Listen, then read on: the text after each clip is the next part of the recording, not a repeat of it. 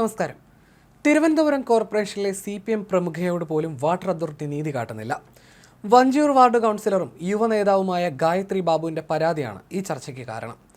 തന്റെ വാർഡിൽ ജനങ്ങൾ വെള്ളം കിട്ടാതെ വലയുകയാണെന്നും അതിൽ അടിയന്തര നടപടി എടുക്കണമെന്നും ഗായത്രി ബാബു പറയുന്നു. അല്ലാത്തപക്ഷം വാട്ടർ അതോറിറ്റിയിലേക്ക് പ്രതിഷേധം സംഘടിപ്പിക്കേണ്ടി വരുമെന്നാണ് കൗൺസിലറുടെ മുന്നറിയിപ്പ്. പാളയം ഏരിയ സെക്രട്ടറി വഞ്ചിയൂർ ബാബുവിന്റെ മകളാണ് ഗായത്രി ബാബു. അമ്മ PS Sreekala knowledge economy mission ഡയറക്ടറും.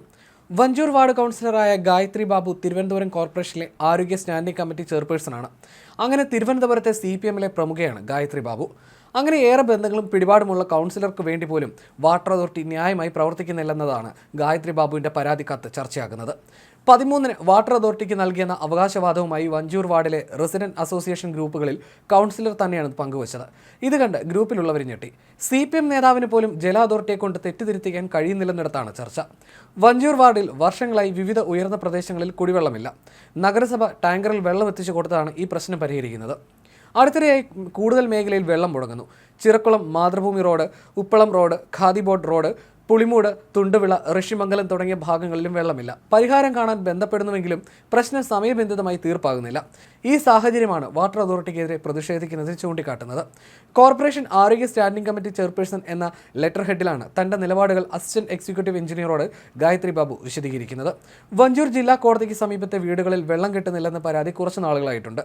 ഖാദി ബോർഡിന്റെ മുൻവശത്ത് പുതിയ ഓട നിർമ്മാണവുമായി ബന്ധപ്പെട്ട് റോഡിന്റെ ഇടതുവശത്ത് പുതിയ പൈപ്പ് ലൈൻ സ്ഥാപിച്ചിരുന്നു. പൈപ്പ് ലൈൻ കണക്ഷൻ മാറ്റി നൽകിയിട്ടും വെള്ളം ലഭിക്കുന്നില്ലെന്നാണ് പരാതി. സ്മാർട്ട് സിറ്റിയുടെ ഭാഗമായിട്ടുള്ള റോഡ് നിർമ്മാണങ്ങൾക്കിടയിൽ ജലവിതരണ പൈപ്പുകൾ പൊട്ടി വിതരണം തടസ്സപ്പെടുന്നതും നഗരവാസികളെ വലയ്ക്കുന്നു. മുന്നറിയിപ്പില്ലാതെയാണ് പല ഭാഗത്തും ജലവിതരണം മുടങ്ങുന്നത്. ഇത് കാരണം കരുതൽ നടപടി സ്വീകരിക്കാൻ പോലും കഴിയാത്ത സ്ഥിതിയാണ്.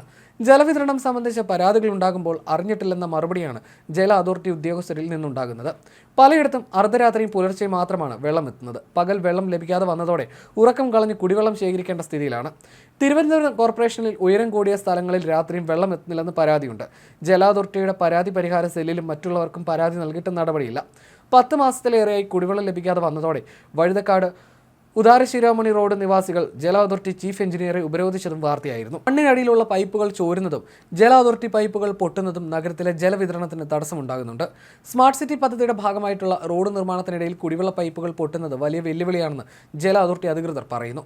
മാസങ്ങൾക്ക് മുമ്പ് വഞ്ചൂർ ഭാഗത്ത് നിർമ്മാണത്തിനിടയിൽ പൈപ്പ് പൊട്ടിയത് മൂലം 2 ദിവസമാണ് കുടിവെള്ളം മുടങ്ങിയത്. നഗരത്തിലേക്ക് വെള്ളം എത്തിക്കുന്ന പ്രധാന കേന്ദ്രമായ അരുവിക്കരയിൽ ആവശ്യത്തിന് വെള്ളമുണ്ടെന്ന് അധികൃതർ പറയുന്നു.